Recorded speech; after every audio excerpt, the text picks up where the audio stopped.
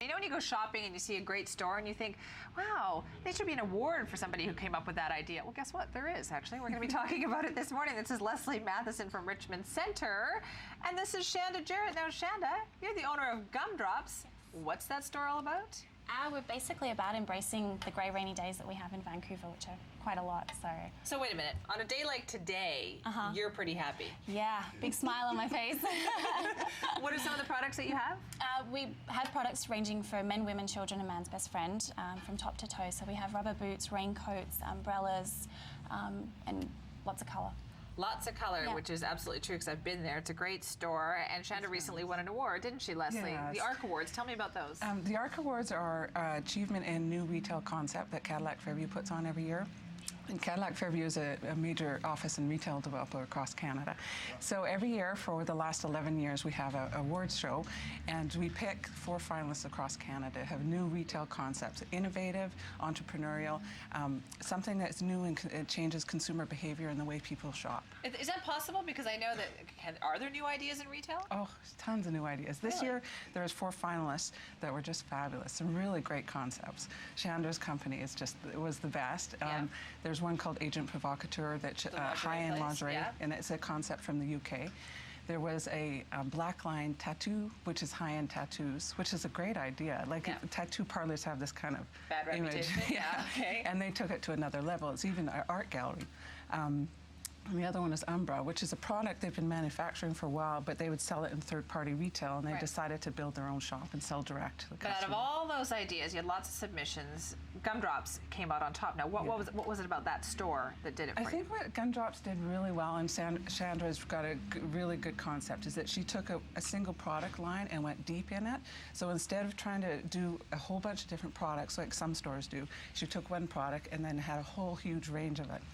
So you can go and you can buy gum boots that are any color you want. Right. So, and it takes a functional product like gum boots and makes it a little more stylish and a little more aspirational. Right. Now, Shanda, you immersed yourself in this, whether it was the design of the store and picking product. What was this like, this whole process of getting the store up and running? Extremely nerve-wracking, first of all. Yeah. Especially too, having a hospitality background. It was in depth, and it was a exponential learning curve for everything that I did. Well, how did you come up with the idea for this? It really was one of those smack your forehead kind of ideas. Oh my gosh, it just came to me. And it was in the middle of the night that I woke up and said, I love my boots. I want to do something with them and take it to the next level. So I had reactions to my boots whenever I wore them, and initially it was great, and then it became kind of, just leave me alone. Yeah, and like, then, go find your own. Exactly. I'm not giving them to you. Right. And then it was whether or not you act on the responses, and so I actually acted on the responses. And so you were actually new to the idea of retail itself, yeah, right? Like having a store and all that kind of stuff? Completely everything. So what have been the challenges for you? Well, initially the financing, being a young woman entrepreneur and trying to find the financing and capital and everything to get the store even off the ground, and it's as simple as paying for logo development and stuff like that. That was a big issue. Also, too, trying to find out and do your research on retail locations. What's going to give you the foot traffic? Where is the best place? Are you going to be a renegade and go to, Gastown and stuff like that, or do you need the presence immediately? Right. And things like that. So there was a lot of new challenges, for me that arose. Were you surprised by sort of how this took off and people seemed to embrace it right away? There was a lot of buzz about the store. Without a doubt. Yeah. I mean, I think if anything, it was almost a fantastical world where so many small new businesses wished that would happen, and it did happen. And so it's been amazing to actually get the name out there, and people in remote places friends would say, oh, I went there when I was in Vancouver. Oh, I just had my boots shipped from GumDrops. I ordered online, and so... So then where do you go from here? You've had such success with your first store, and now people are going to start to look at you and go, well, what next? Exactly, and it's interesting. We're only 8 months old right now, and so we have so many different avenues to go, and we're looking at franchising, but also to, building a model of franchising. It takes time. Right. And we're also looking into product development, so a GumDrops brand that we will go forward with. So right now, especially after winning the award and the opportunities, I'm in the process of taking that next step and taking Right. seeing where to go. I have an idea of where I want to be. Yeah. And trying to get there. I'm in a maze right now, and what's that path that I'm actually going to get there? Leslie, is Shanda's story common? I mean, is it general that people would take just one idea and take it through the way she did, or usually are retail concepts quite established?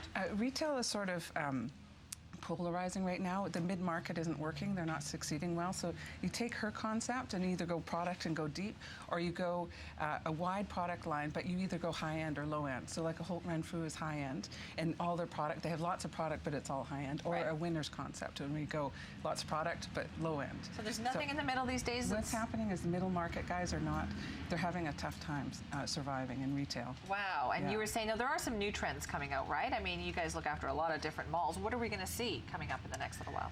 Trends are interesting because what's happening now in retail is it's all customer based. So it's what the customer wants. It's no longer the retailers telling you what they have. It's the customer saying, I want you to give me this. Right. So there's a lot of customization of product. Like Starbucks is succeeding because you can go in and get your own custom coffee. It's my coffee. It's nobody else's coffee. Greening is huge too. So greening in retail sector is going to be big. But I was talking to a retailer just a little while ago, and he said in 5 years, green is going to be the basics. You can't. You have to be this green. This is not a trend. No. This is a way of the future. And you won't succeed unless it is green. So he doesn't even talk about his product is green, but he doesn't even talk about it. He's on 5 years ahead. Wow. So that's a lot of changes that we're going to see coming up in the next little while, right? So thank you very much for sharing your story with us. And for more information about the stores and what we talked about today, check out our website, citytv.com/BT Vancouver. 9:30. You're watching Breakfast Television. Thanks, guys.